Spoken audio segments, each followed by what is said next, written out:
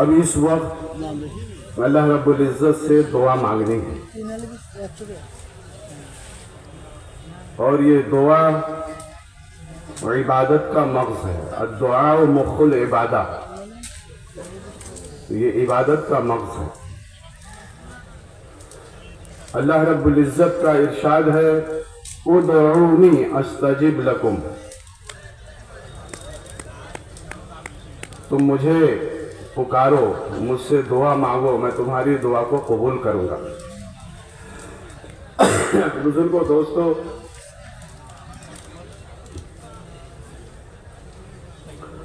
इसलिए हमारे वो भाई जो खिदमत में लगे हुए हैं या दीगर शोबों में काम में लगे हुए हैं, सबसे गुजारिश है कि वो दुआ में शरीक हो जाएं और दुआ में शामिल हो जाएं। कहीं भी हों, चल फिर रहे हों, उनसे दरख्वास्त है कि वो तशरीफ लाएं और दुआ में शामिल हो जाएं।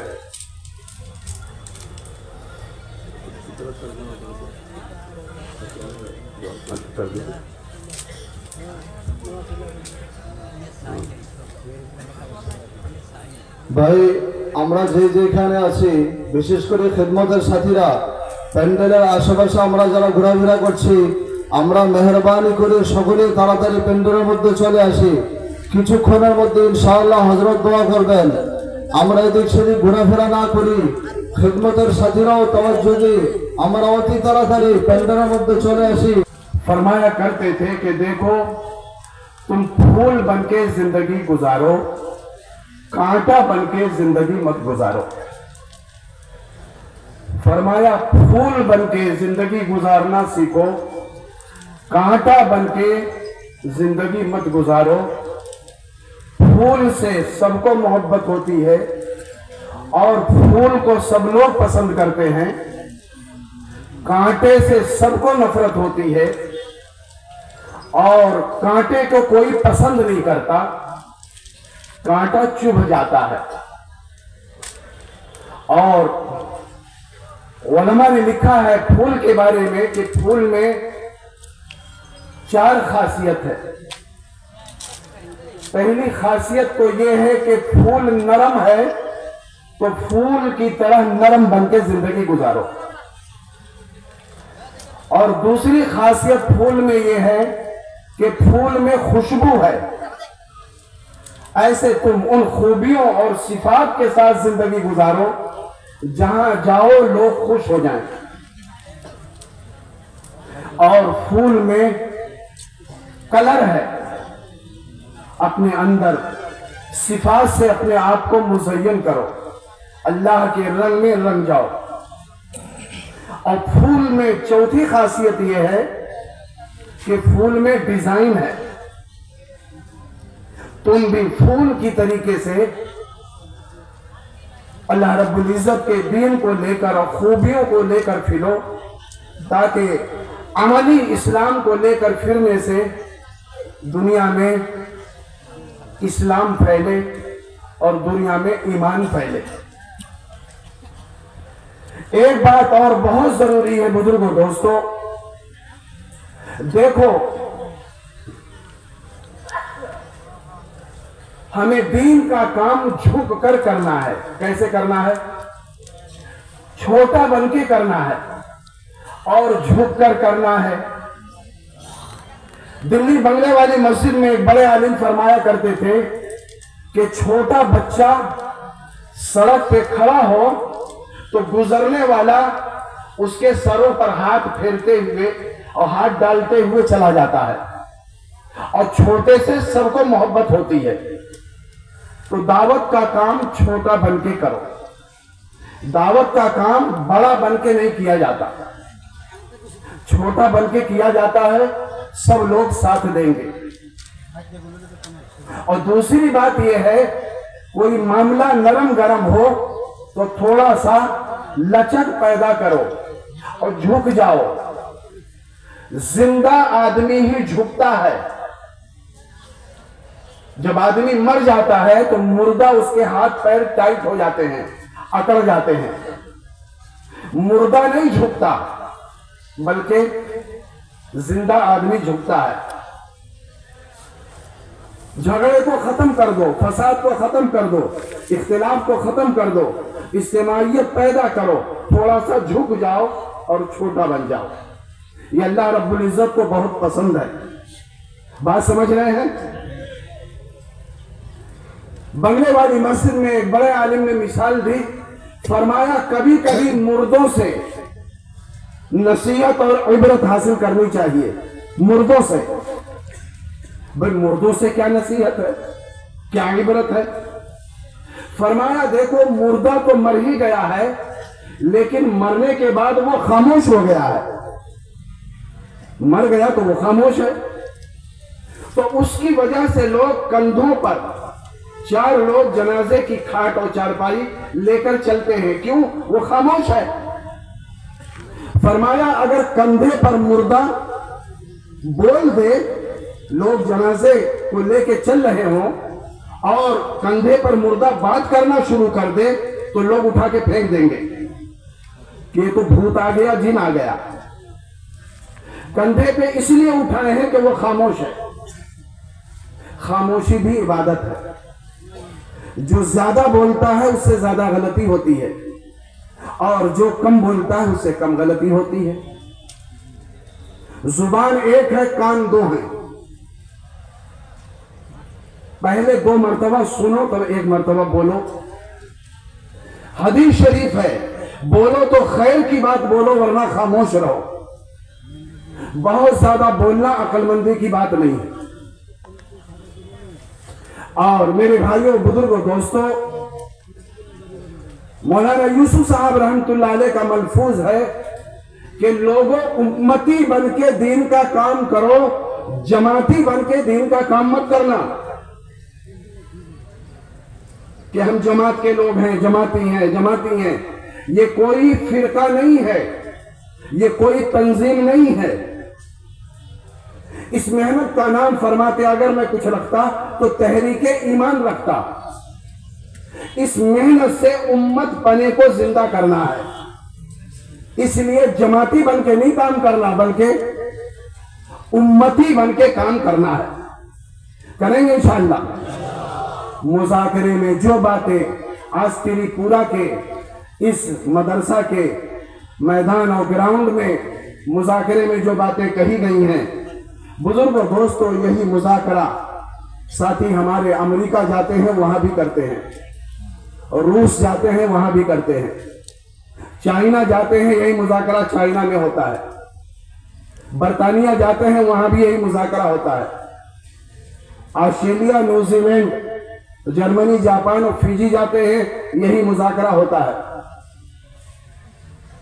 इसलिए कि ये इस्लाम का पैगाम है, हमारा दुनिया में कोई दुश्मन नहीं है। ये बात दिलो दिमाग से निकाल देनी चाहिए कि हमारा कोई दुश्मन है, हमारा कोई दुश्मन नहीं है। और इस मेहनत के जरिए न कुर्सी चाहिए, न ओहदा चाहिए, न हुकूमत चाहिए, न बुजुर्गों, दोस्तों, विजारत और सदारत चाहिए। दावत की मुबारक मेहनत कुर्सी के लिए नहीं है। ये दावत का मुबारक काम, ये जो आप जमा है, सिर्फ और सिर्फ इसलिए है कि बुजुर्गों, दोस्तों, हम अच्छे इंसान बन जाएं और भले मानुस बन जाएं। अल्लाह रब्बुल इज्जत की इस जमीन पर हम किसी को न सताएं न दुख दें, बल्कि हर इंसान के काम आए, चाहे ईमान वाला हो चाहे गैर ईमान वाला हो, वो इंसान है। ये इस्लाम की तालीम है, सबके काम आओ, सबका भला करो। जो भला चाहता है उसका भला होता है, बुरा चाहने वाले का कभी भला नहीं होता। जो अपने भाई के लिए कुआं खोदता है उसके लिए खाई तैयार रहती है। इसलिए हमारे मुल्क में जितने बिरादराने वतन हैं, और जितने भाई हमारे हैं किसी भी सूबे में, किसी भी जिले में, बुजुर्गों दोस्तों, हम बाएतबार इंसान के हम उनका भला चाहते हैं। और सबसे बड़ी भलाई यह है कि अल्लाह ताला पूरी इंसानियत को हिदायत अता फरमाए। कहिए आमीन। ये हिदायत सबसे बड़ी नेमत है और सबसे बड़ी दौलत है। इस मेहनत से हम इलेक्शन नहीं चाहते। इस मेहनत से बुजुर्गों दोस्तों इलेक्शन लड़ना नहीं मतलब है। न कुर्सी चाहिए, न हुकूमत चाहिए, न मुल्क माल चाहिए। इस मेहनत का मकसद सिर्फ ये है पूरी दुनिया में पैगाम लेके फिरो, दुनिया से चोरी खत्म हो जाए, दुनिया से कत्ल खत्म हो जाए, दुनिया से ज़िना और रेप और बदकारी खत्म हो जाए, दुनिया से झूठ खत्म हो जाए, दुनिया से सूद खत्म हो जाए और दुनिया से बुजुर्गों दोस्तों जुल्म खत्म हो जाए और दुनिया से बुजुर्गों दोस्तों नंगापन खत्म हो जाए, दुनिया से हैवानियत खत्म हो जाए। देखो इंसानों से तो चालाकी चलती है, लेकिन अल्लाह रब्बुल इज्जत से चालाकी और चालबाजी नहीं चलती। हमारे बड़े एक आलिम फरमाने लगे, बात सुन लीजिए आखिरी फिर दुआ होती है। फरमाने लगे एक साहब बेचारे सरकारी मुलाजिम थे, बुरा न मानिएगा, वो सरकारी मुलाजिम जिंदगी में दीन नहीं था और बेचारे ऑफिस में जाते थे तो रिश्वत खूब लेते थे। समझ रहे? रिश्वत। लेकिन तरीका उनका यह था कि जो कोट पहन कर जाते ऑफिस में बैठते तो हैंगर में उसे लटका देते खूंटी के अंदर। तो रिश्वत देने वाले लोग आकर कोट की जेब और पैकेट में रिश्वत रख देते। वो जो है जेब पैसों से भर जाती और शाम को जब ऑफिस से घर जाते तो उस कोट को अपने घर में हैंगर में लटका देते। तो इनकी अहलिया मोहतरमा आती और वो सारा पैसा निकाल लेती। तो ये साहब बेचारे कहते थे कि मैं कसम खा के कह सकता हूं मैं रिश्वत को हाथ नहीं लगाता। बताओ भाई कसम इनका सही है या गलत है? क्या कहते थे? कसम खा के कह सकता हूं मैं रिश्वत के पैसे को छूता नहीं, मैं उसे हाथ भी नहीं लगाता। तो बात तो इनकी बड़ी अच्छी है, कभी रिश्वत को हाथ नहीं लगाते। लेकिन वहां कोर्ट में लोगों ने रख दिया, यहां बीवी ने निकाल लिया। तो ये चालबाजी लोगों से चलेगी, अल्लाह से नहीं चलेगी। समझ रहे? ये दावत का मुबारक पैगाम और अमल पूरी दुनिया में है। हमारे बुजुर्ग फरमाया करते थे, अलीगढ़ मुस्लिम यूनिवर्सिटी के बड़े प्रोफेसर थे, कहने लगे दावत का मुबारक अमल ये खोटा सिक्का नहीं है, ये खरा सिक्का है। बड़े बड़े इज्तिमात में दावत का मुबारक काम ये खोटा सिक्का नहीं है, ये खरा सिक्का है। और हम बंद कमरों में मीटिंग नहीं करते और बंद कमरों में हम मशवरा नहीं करते। हमारा इज्तिमा खुले मैदान में होता है और हर मुल्क में होता है। आओ हमारे पैगाम को सुनो और इस्लाम के पैगाम को सुनो। 3 दिन 4 दिन बयान करने वाले क्या बयान करते हैं? बुजुर्गों दोस्तों, ये हमारा खरा सिक्का है, खोटा नहीं। हम बड़े मैदानों में इस्तेमाल करते हैं और पूरी दुनिया को दावत देते हैं, आओ सुनो। हर तबके के लोग सुने, जो टेप करना चाहे टेप करे, जो लिखना चाहे वो लिखे, जो रिपोर्ट लगाना चाहे वो रिपोर्ट लगाए। इंशाअल्लाह अल्लाह की जात से उम्मीद है एक लफ्ज भी और एक हरफ भी वो उसूल के खिलाफ नहीं पाएगा। मेरे भाइयों बुजुर्गों दोस्तों, ये ऐसा सच है जिसे कोई झुटला नहीं सकता। बताओ ऐसा काम करना चाहिए नहीं करना चाहिए? मेरे भाइयों बुजुर्गों दोस्तों, इसलिए इंसानों में इंसानियत आ जाए, आदमी में आदमियत आ जाए। आदमी जो बुजुर्गों दोस्तों हैवान बन चुका है, शक्ल इंसान की है, देखने में चीता और भेड़िया बन चुका है, ये सही मानों में इंसान बन जाए, लोगों पे रहम खाए, लोगों में तरस खाए। सुन लीजिए, आखिरी बात यह है, इस्लाम की तालीम है, भूखों को खाना खिलाओ, नंगों को कपड़ा पहनाओ, मजबूरों के काम आओ, जिसको मकान नहीं उसको मकान दो, जिसके पास लिबास नहीं उसको लिबास दो, जो मुहताज आ जाए उसकी मदद करो। और याद रखना कि सिर्फ इंसानों के साथ हमदर्दी का मामला नहीं है। हमारे नबी हजरत मोहम्मद सल्लल्लाहु अलैहि वसल्लम ने तो यहां तक फरमाया, जानवरों के साथ रहम का मामला करो। अगर प्यासे कुत्ते को फाहिशा औरत ने और बदकार औरत ने पानी पिला दी है तो वो जन्नती हो गई है। इंसान तो दूर की बात है, जानवरों के साथ भी बुजुर्गों दोस्तों खैर खाही करने का इस्लाम हुक्म देता है। और अगर दीनदार औरत ने बिल्ली को बांध के रखा और उसको खाना पीना नहीं दिया और वो मर गई बिल्ली, तो उस औरत के बारे में फरमाया ये औरत जहन्नमी है। जो इस्लाम जानवरों के साथ ये मामला करने को कहता है तो वो इंसानों के साथ मामला करने का बुजुर्गों दोस्तों क्या हुक्म होगा और क्या तालीम होगी। इसलिए दावत है, हजरत निजामुद्दीन बंगले वाली मस्जिद से लोगों आओ, पूरी दुनिया बंगले वाली मस्जिद में आ रही है और इज्तिमात में दावत दी जाती है। हमारे यहां कोई बात ढकी छुपी नहीं है। आओ, सुनो, समझो और सोचो ये बात करने की है नहीं करने की है। मेरे भाइयों बुजुर्गों दोस्तों, इसलिए हम और आप खुश नसीब हैं और हम और आप इंतहाई सआदतमंद हैं कि अल्लाह ताला ने ईमान की दौलत से नवाजा है और इस्लाम की दौलत से नवाजा है। सैयदना अब्दुल कादिर जिलानी रहमतुल्लाह अलैह ने फरमाया, उनका जो है मलफूज है, फरमाया लोगों सुनो, भैंस और गाय की आदत अपने अंदर पैदा करो।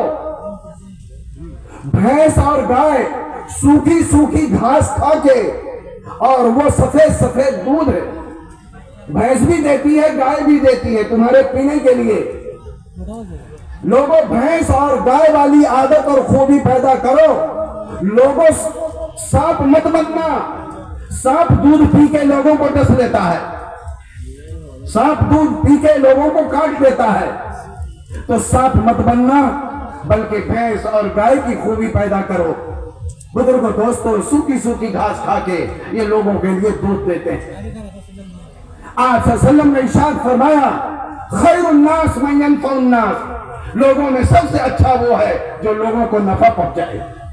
सब नियत करें, हम सब लोगों को नफा पहुंचाएंगे इंशाअल्लाह।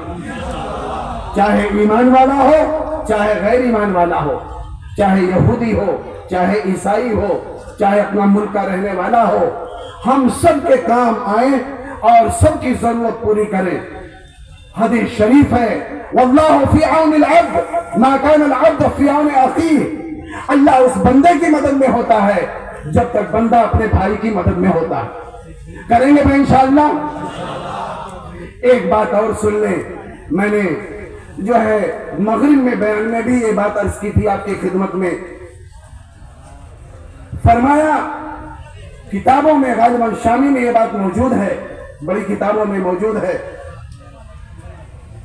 कि वो सच, जिस सच के बोलने से दो आदमियों में कत्ल हो जाए, ऐसे सच के बोलने से वो झूठ बोलना बेहतर है जिस झूठ के बोलने से कत्ल ना हो, दोनों में सुलह हो जाए। भाई समझे आप हजरात, वो सच अच्छा नहीं है जिस सच के बोलने से दो आदमियों में कत्ल हो जाए। इस सच से वो झूठ अच्छा है जिस झूठ के बोलने से कत्ल से बच जाए और दोनों में मोहब्बत और सुलह हो जाए। इस्लाम का मिजाज समझे, इस्लाम की तालीम समझें और शरीयत के मिजाज को समझें। जितना हम अल्लाह के रास्ते में फिरेंगे, अल्लाह ताला हिकमत को खोलेगा और अल्लाह ताला इल्म भी अता फरमाएगा। और भाई अल्लाह का खजाना लामहदूद है, अल्लाह ही से हम मांगे। किससे मांगे? फरमाया मांगो उसी से जो दे दे खुशी से और कहे ना किसी से। मांगो उसी से जो दे दे खुशी से और कहे ना किसी से। बताओ वो कौन जात है? अल्लाह की है। लोग तो देने के बाद कभी ना कभी ताना मार देते हैं, लेकिन अल्लाह से मांगो, वो सबकी सुनता है, दिन में भी रात में भी। वहां संडे मंडे नहीं होता अल्लाह के दरबार में कि आज दफ्तर बंद है, वो तो हमेशा खुला रहता है। बस बंदा मांगे, अल्लाह ताला देने के लिए तैयार है।